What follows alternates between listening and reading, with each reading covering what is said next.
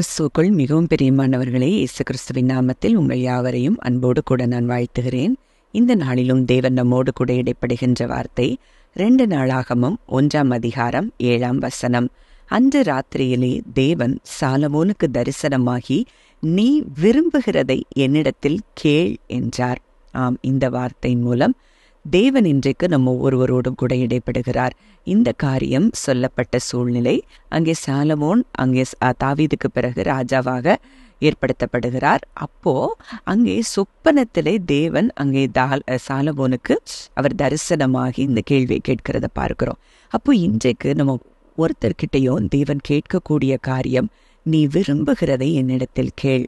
அப்போ ஏன் தேவன் அதை சொல்றாரு? இன்னைக்கு ஒருவேளை நம்ம பிள்ளைகளுக்கு நம்ம பிள்ளைங்க நம்ம கிட்ட கேட்டு நம்ம ஏதாவது ஒரு பொருள் அவங்க ஆசைப்பட்டதை நம்ம கொடுக்கும்போது அந்த பிள்ளைகளை காட்டிலும் நமக்கு அது மிகப்பெரிய சந்தோஷமா இருக்கும். என் பிள்ளை கேட்டு நான் அதை கொடுத்துருக்கிறேன், அவர்களுடைய முகத்தை பார்க்கும்போது நமக்கு மிகுந்த சந்தோஷமா இருக்கும். அப்படித்தான் இன்றைக்கு நம்ம தேவனும் அவர்கிட்ட நம்ம கேட்டு பெற்றுக்கொள்கிறதை அவர் விரும்புகிற ஒரு தகப்பனாய் இருக்கிறார். நமக்கு நம்முடைய மன விருப்பங்கள் எல்லாவற்றையும் அவர் அறிந்திருக்கிறார், நினைவுகள் எல்லாவற்றையும் அறிந்திருக்கிறார்.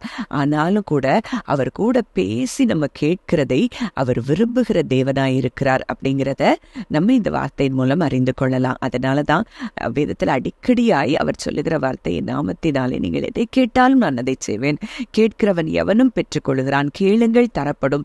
அப்போ இந்த கேட்கிறதை குறித்து வேதத்துல எத்தனை முறை நம்ம திரும்ப நம்ம பார்க்கிறதை நம்ம காண்கிறத நம்ம பார்க்கிறோம். அப்போ இன்றைக்கு தேவன் நம்மோடு கூட இடைப்படுகிற வார்த்தை, நீ விரும்புகிறதை என்னிடத்தில் கேள். அப்போ கேள்னு சொன்னவர் அந்த கேட்டுட்டு மட்டும் சும்மா போறவர் இல்லை.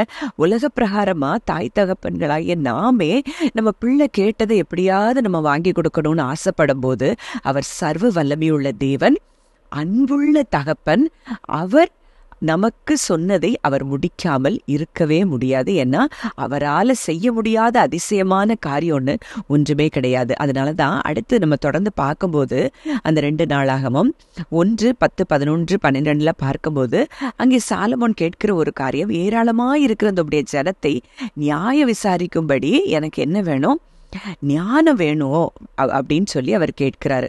அப்போ ஞானத்தையும் அறிவையும் கேட்ட அந்த சாலமோனுக்கு தேவன் அங்கே சொல்றாரு, இந்த விருப்பம் உன் இருதயத்தில் இருந்தபடியினாலும் நீ ஐஸ்வர்யத்தையும் சம்பத்தையும் கனத்தையும் உன் பகைஞரின் பிராணனையும் நீடித்த ஆயுசையும் கேளாமல் நான் உன்னை அரசாள பண்ணின என் ஜனத்தை நியாயம் விசாரிக்கத்தக்க ஞானத்தையும் விவேகத்தையும் நீ கேட்டபடியினால் ஞானமும் விவேகமும் தந்திருக்கிறதும் அல்லாமல் உனக்கு முன் இருந்த ராஜாக்களுக்காகிலும் உனக்கு பின்னிருக்கும் ராஜாக்களுக்காகிலும் இல்லாத ஐஸ்வர்யத்தையும் சம்பத்தையும் கனத்தையும் உனக்கு தருவேன் என்றார். அப்போ இன்றைக்கு தேவன் இந்த வார்த்தையின் மூலம் தான் நம்ம கூட இடைப்படுகிறார்.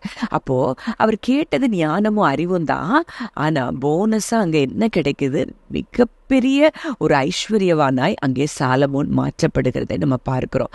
இதுதான் தகப்பனுடைய இருதயம். நம்ம கேட்கறது மாத்திரம், கேட்கிறதற்கும் மேலானதை தருகிற நல்ல தேவனாய் அவர் இருக்கிறார். ஒருவேளை இன்றைக்கு நீங்க உங்களுக்காக உங்க பிள்ளைகளுக்காக நீங்க எனக்கு ஞானம் வேணுமே, பிள்ளைங்களுடைய எதிர்காலம் நல்லா இருக்கிறதுக்கு அவங்களுக்கு ஞானம் உள்ளவங்களா இருந்தா நல்லா இருப்பாங்களே அப்படின்னு சொல்லலாம் நீங்க நினைக்கலாம், விருப்பப்படலாம். நீங்க தேவனிடத்துல கேட்கும் பொழுது, அதை சொல்லும் பொழுது அவரே ஞானமும் நீதியும் பரிசுத்தமும் மீட்புமா இருக்கிறபடினால அது எதுவும் குறைவில்லாதபடி நிறைவாய் அவர் தர வல்லவராய் இருக்கிறார். அந்த வார்த்தை அவர் சொன்னது மாத்திரம் அல்லது எப்படி நிறைவேறுச்சுங்கிறத நம்ம பார்க்க போறோம்.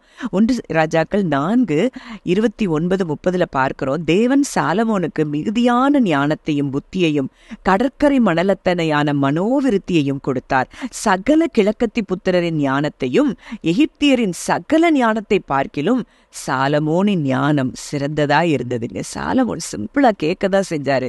ஆனா தேவன் அங்க உலகத்துல எல்லாரும் ஆச்சரியப்படும்படியான ஞானத்தை அங்கே சாலமோனுக்கு கொடுத்ததை இந்த வார்த்தையின் மூலம் அறிந்து கொள்ளலாம். மேலும் 1 ராஜாக்கள் 10:23 பார்க்கிறோம், பூமியின் சகல ராஜாக்களை பார்க்கிலும் ராஜாவாகிய சாலமோன் ஐஸ்வர்யத்திலும் ஞானத்திலும் சிறந்தவனாயிருந்தான். அப்போ தேவன் எவ்வளவு தூரம் அவருடைய வாக்குத்தத்தத்துக்கு உண்மையுள்ளவராய் இருக்கிறார் என்பதை நம்ம இதுல அறிந்து கொள்ளலாம். 1 ராஜாக்கள் 10 நம்ம பார்க்கிறோம், அங்கே சேபா நாட்டு ராஜஸ்திரி அங்கே சாலமோனுடைய ஞானத்தை குறித்து கேள்விப்பட்ட பொழுது அவள் விடுகதைகளினாலே சோதிக்கிறதற்காக மிகுதியான பரிவாரம், கந்த வர்க்கங்கள், பொன் ரத்தனங்கள் எல்லாத்தோடையும் அங்கே சாலமோன் கிட்ட வந்து சம்பாஷிக்கிறா. அப்ப அங்க சொல்றா 6ஆம் வசனத்துல நம்ம பார்க்கிறோம், ராஜாவை நோக்கி உம்முடைய வர்த்தமானங்களையும் உம்முடைய ஞானத்தையும் குறித்து நான் என் தேசத்தில் கேட்ட செய்தி மெய்யாயிற்று. நான் வந்து என் கண்களால் காணும் மட்டும் அந்த வார்த்தைகளை நான் நம்பவில்லை.